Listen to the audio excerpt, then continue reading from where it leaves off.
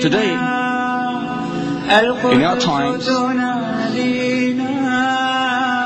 it is the fear of death, the fear of sacrificing your finger, your toe, a drop of blood that is more honorable than anything else. Look at us, worldwide.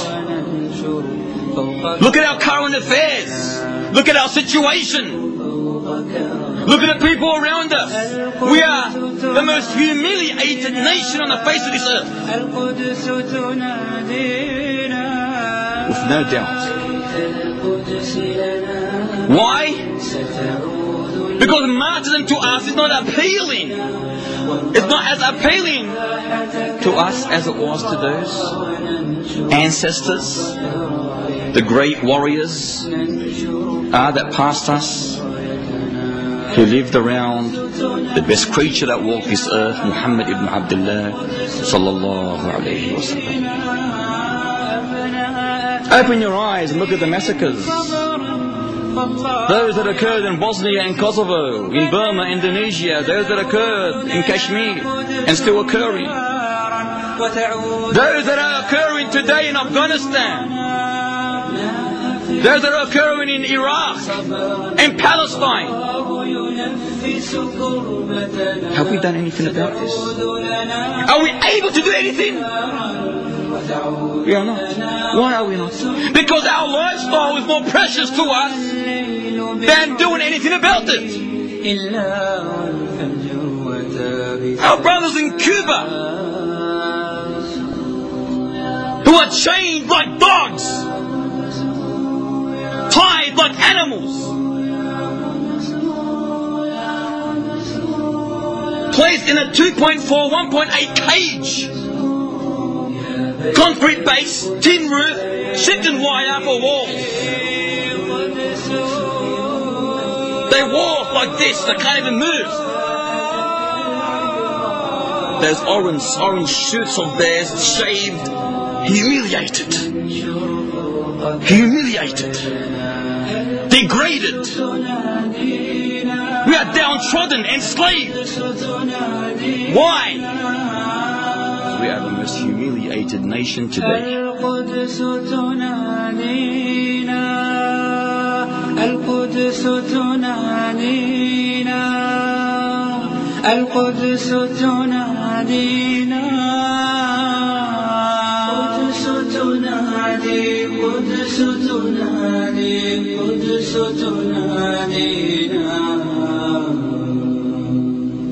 ألا كل ما هو آت قريب وللأرض من كل حي نصيب. Another one of the reasons for this condition is that the Muslims have become preoccupied.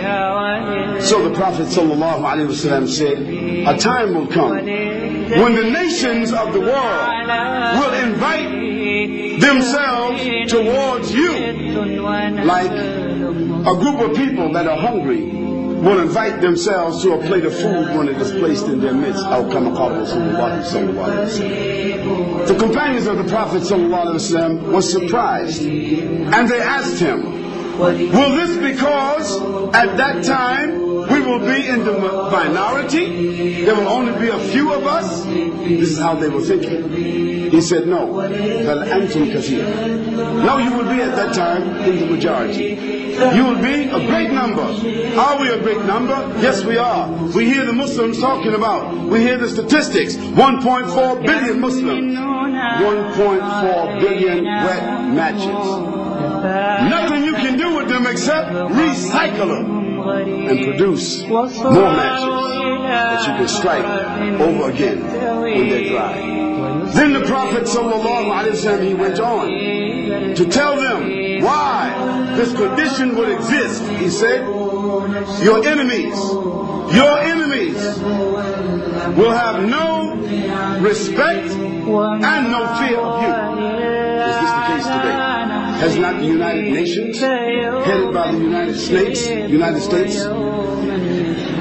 has not the United Nations, it's a Freudian slip, has not the United Nations, headed by the United States, have not they invited the nations to form a coalition, a world coalition, a new world order to do what? To select from the Muslims whichever they like a buffet. And they talk to each other like that. What you like today? Palestine, Afghanistan, Kashmir, Somalia, Shishan, Pakistan, Afghanistan. What you like? The question what they always have for each other, what do they have? Why do we need it? What can we do with them?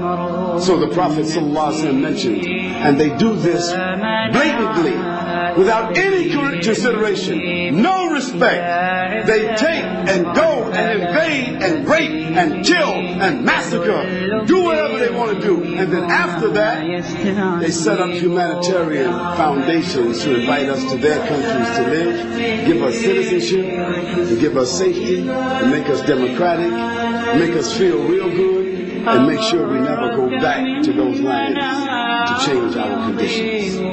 So the Prophet ﷺ, he went on. He said, your enemies will have no respect and no fear of you. And you Muslims will be like Seyh. You will be like the bubbles on the ocean when it goes to the shore and comes back.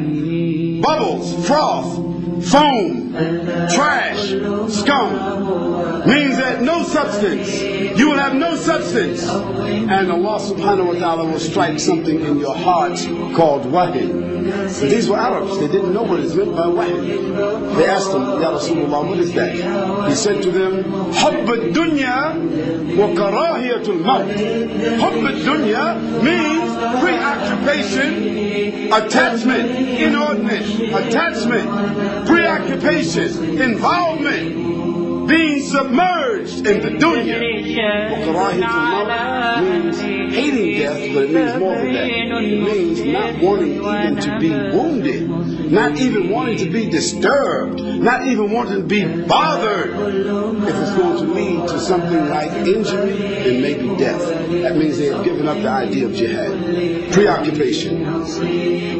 وللناس حب لطول البقاء فيها وللموت فيهم دبيب وللدهر شد على أهله فبين مشرك ونبل مصيب